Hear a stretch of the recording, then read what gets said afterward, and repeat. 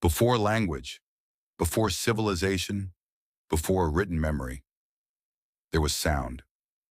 The crack of thunder, the roar of predators, the shifting of earth beneath our feet. Sound is the oldest warning system humanity has. And sometimes, it still warns us. Tonight we explore a phenomenon heard across continents. A sound scientists still struggle to fully explain. This is forbidden echoes.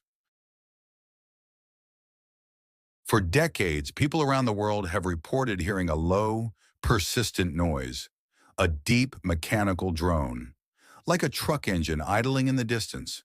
Except, there is no truck. One of the most famous cases occurred in Taos. Residents described a faint but maddening hum, especially at night. Investigations were conducted. Acoustic engineers measured frequencies. Theories emerged: industrial activity, tinnitus, atmospheric pressure shifts. But here's what's unsettling. Only a small percentage of the population can hear it. And in many cases, no clear source was ever identified. The Taos Hum became a documented mystery. But it wasn't the only one. In the early 2000s, videos began appearing online, strange metallic groans echoing across the sky, long reverberating tones, like metal scraping across the atmosphere. They were recorded in multiple countries: Canada, Europe, the United States. Some called them sky trumpets. Others called them signs. Scientists suggested explanations. Distant industrial noise carried unusually far. Ice shifting in the atmosphere. Acoustic illusions amplified by urban structures. And yet, the sounds felt unnatural, too mechanical, too deliberate. To those who heard them, it wasn't just noise. It was presence. In 1997, researchers monitoring underwater microphones detected something extraordinary: a powerful, ultra-low-frequency sound in the Pacific Ocean. It was nicknamed the Bloop. The signal was louder than most known marine life. It traveled thousands of miles. For years, speculation exploded. Unknown sea creatures, submarine activity, something ancient. Eventually, scientists linked it to ice quakes, massive ice fractures in Antarctica. But even that explanation came later. For a time, the ocean had spoken, and no one knew why. The deep sea remains less explored than the surface of Mars, and sound travels farther underwater than anywhere else on Earth. If something moved in the abyss, we would hear it long before we saw it. Long before modern recording equipment, civilizations described mysterious sounds. In ancient texts, low rumblings were interpreted as divine messages.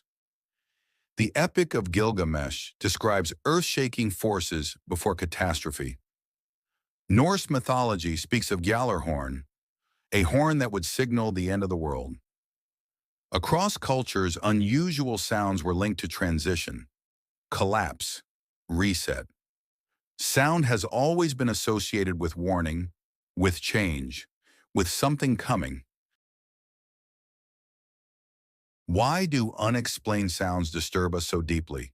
Because hearing is primal. You can close your eyes, you cannot close your ears.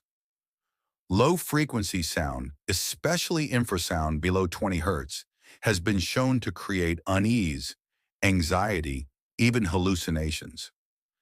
Some researchers suggest certain hauntings were linked to infrasound generated by machinery or wind interacting with architecture. Your body reacts before your mind understands. You feel watched. You feel tension. You feel something approaching, even if nothing is there. The rational explanations exist: geological shifts, atmospheric acoustics, industrial resonance, oceanic ice fractures. But here's the deeper question: why are these sounds reported in cycles? Why do they spike during periods of global tension? Why do they feel intentional? Maybe they aren't. Maybe they are simply natural systems interacting in ways we don't yet fully understand. History shows us something important. Every mysterious phenomenon eventually receives explanation. Lightning was once divine wrath. Comets were once omens.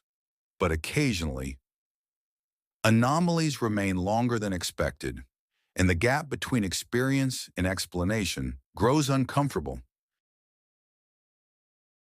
Modern life is loud. Engines, electricity, infrastructure. Perhaps we are only now hearing the planet's deeper frequencies because we've built a world that resonates differently. Or perhaps we are mistaking natural resonance for something extraordinary. The unsettling truth is this: Earth is alive with sound. Tectonic plates shift, ice fractures, atmospheric pressure bends waves across continents, and in rare conditions, the planet hums. Not as a warning, not as a signal, but as a system. The question is not whether the sound exists. The question is whether we are prepared to hear it without fear. Some mysteries are not monsters.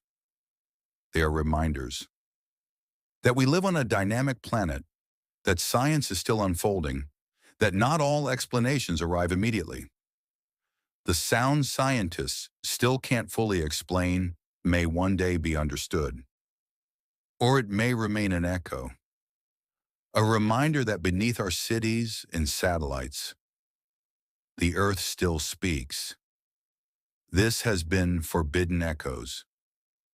Listen carefully. Not all silence is empty.